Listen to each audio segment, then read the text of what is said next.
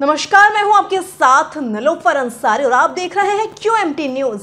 आइए नजर डालते हैं आज की बड़ी खबर पर। प्राइवेट अस्पताल के डॉक्टरों की लापरवाही के कारण एक महिला का हाथ काला पड़ने पर काटने की नौबत आ गई। कई बार ऐसा होता है कि मर्ज कोई और होता है और इलाज किसी और बीमारी का किया जाता है। इससे मरीज की हालत बिगड़ जाती है। कई बार तो उन्हें जान से हाथ तक धोना पड़ता है। ऐसा एक मामला ग्वालियर के यशोदा अस्पताल में डॉक्टर की लापरवाही की वजह से एक महिला के हाथ में गलाव बैठ गया, जिससे माताजी के हाथ को काटने तक की नौबत आ गई। दिल्ली के डॉक्टरों ने कहा कि डॉक्टर ने बताया अस्पताल की लापरवाही की वजह से हाथ में गलाव बैठ गया, जिससे उस महिला के हाथ को काटना पड़ेगा। आए परिजनों से हमने बात की, उन्होंने क्या कुछ कहा, सुनिए। क्या नाम है भाई साहब? जी, शैलेंद्र यादव। आप न्यू कलेक्ट्रेट में आए, क्या मामला था? ये 17 जनवरी को हमने माताजी को सांस लेने में दिक्कत आई, जिसके तहत हमने यशोदा हॉस्पिटल में एडमिट कराया था। तो उन्होंने फेफड़ों में निमोनिया की शिकायत बताई थी। हॉस्पिटल किस जगह है? जी, कुमरपुरा थाटीपुर पे। पे। हाँ जी, फिर वहाँ पे जब भर्ती कराया तो उन्होंने कहा कि फेफड़ों में इन्फेक्शन हो गया है, निमोनिया की शिकायत है। उसी दिन उन्होंने ड्रिप चढ़ाई, कैनुला गलत लगा दिया, जिसके तहत शाम को 6 बजे माताजी का बायां हाथ काला पड़ना चालू हो गया। फिर 2-3 दिन बाद मैंने पूछा उनसे, तो उन्होंने बोला कि दवाइयों का साइड इफेक्ट है, 2-3 दिन में सही हो जाएगा। जब मामला सही नहीं हुआ और दुर्गंध आने लगी हाथ से, तो हमने बोला ये क्या है। तो उन्होंने बोला कि जिस बीमारी के लिए आप आए थे वो बीमारी हमने सही कर दी है, अब हाथ क्यों काला पड़ गया ये हमें नहीं मालूम। तो एक डॉक्टर, किसने बोला? ये अमित जैन और राजौरिया जी ने, हॉस्पिटल के जी संचालक जो हैं, RK राजौरिया के जो हैं, राजौरिया जी जो हैं और अमित जैन जो हैं, वो देख रेख कर रहे थे। उन्होंने स्पष्ट रूप से बोला कि जिस बीमारी के लिए आप आए थे वो बीमारी हमने सही कर दी।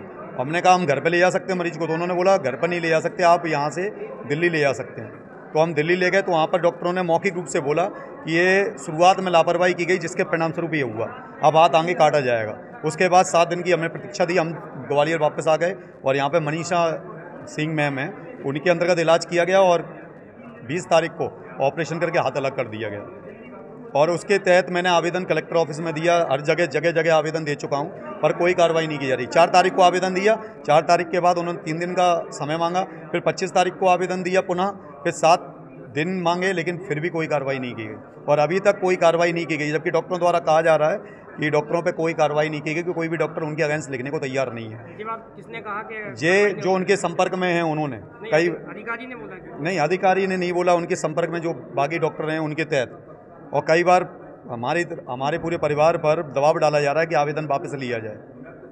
धमकाया जा रहा है? जी बिल्कुल। कौन लोग धमका रहे हैं आपको? जो उन्हीं के साथी हैं, जो अब वो खुलकर सामने नहीं आ सकते, क्योंकि आपको भी पता है, क्योंकि मामला मीडिया में चल रहा है। अब क्या चाहते हो आप? हम ये चाहते हैं कि जितने भी जो प्रशासन है, शासन है, वो जितने भी जिन्होंने ये किया है और जिनका हॉस्पिटल है, उन पर दंडात्मक कार्रवाई हो, कठोर से कठोर कार्रवाई हो।